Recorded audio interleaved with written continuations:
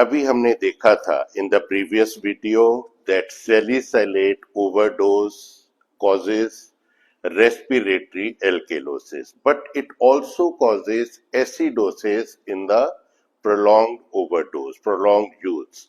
As we mentioned in the last class, today we are going to see the basis of that, the biochemical basis of that, why salicylate overdose is causing acidosis, metabolic acidosis, we are going to see.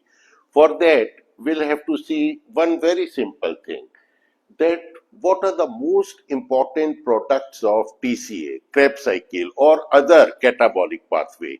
Of course, you people all know it is the reduced coenzyme FADH2, NADH. So we concentrate on this NADH. So reduced coenzyme containing reducing equivalents.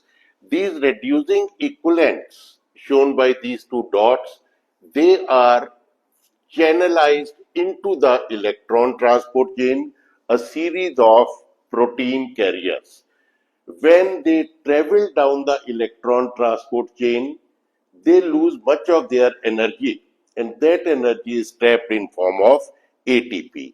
So this process is called oxidation, this is called phosphorylation. Now an important statement, normally oxidation, phosphorylation, these two are very tightly coupled processes. Oxidative phosphorylation, very tightly coupled, occurring one after another, very closely knit.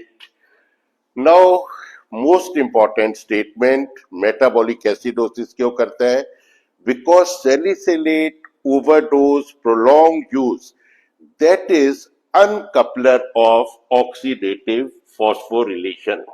The two processes are uncoupled.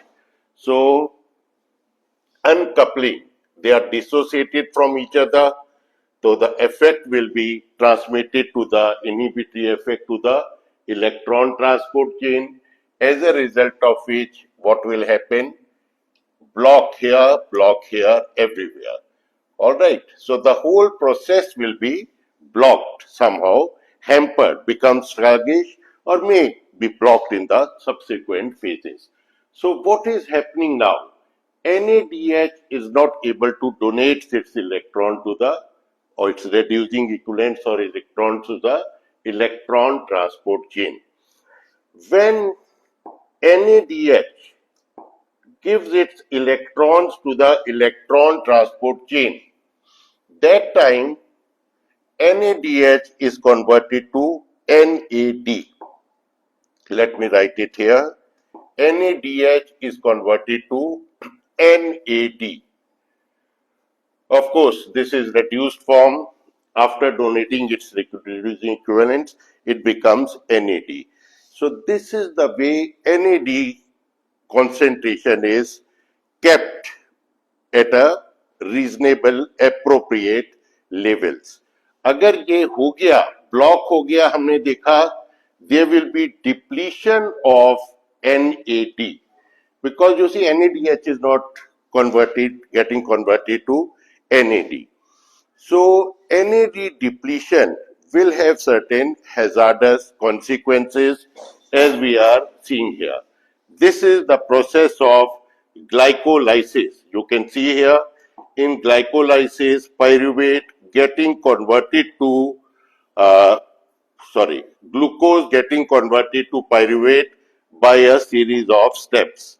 And during this process, there is one reaction catalyzed by glyceraldehyde 3-phosphate dehydrogenase. This is the enzyme glyceraldehyde 3-phosphate dehydrogenase. In this reaction, NAD is getting converted to NADH. I hope it's not getting very boring. So NAD is required for continuation of glycolysis. अगर NAD concentration कम हो गई, this reaction will not become sluggish because of decreased supply of NAD. What will happen? The result will be that glycolysis will become slow, and it can come even to the grinding halt. So it is necessary that NAD को हमको दोबारा से हमको करना है, replenish करना है. So how that is done, you people know very well. This reaction, pyruvate gets converted to lactate, and during this reaction NADH is converted to NAD, because lactate है क्या? It is a reduced form of pyruvate. So lactate formation, as a result of which NADH gets converted to NAD. So the purpose has been solved. NAD, the concentration of which was falling down, which was threatening to bring glycolysis to a grinding halt, that threat has been averted by this reaction.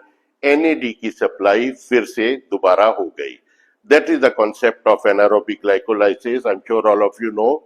So what will happen in salicylate overdose? There will be excessive production of lactate, lactic acid, and acidic product, as a result of which there will be acidosis. And what type of acidosis it will be? Lactic acidosis. It is metabolic acidosis. Why? Now you explain yourself with the help of Henderson-Hasselbalch equation. So final statement, in long prolonged use, salicylate is uncoupler of oxidative phosphorylation, which diminishes supply of NAD. The result is we have discussed now. Thank you so much.